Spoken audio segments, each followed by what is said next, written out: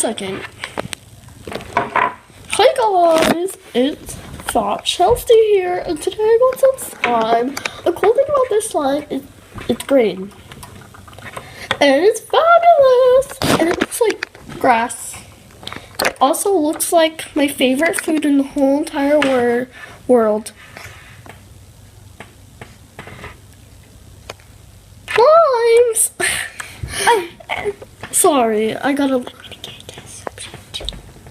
And we need a test subject. Sup, fellas? We got a test subject. His name is Sal.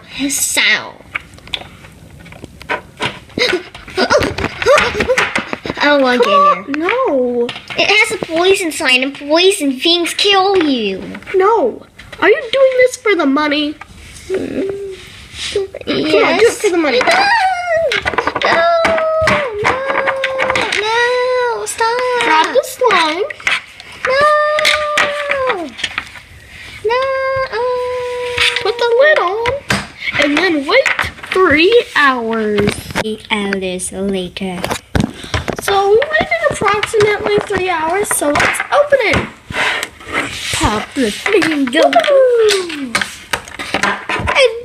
I'm still...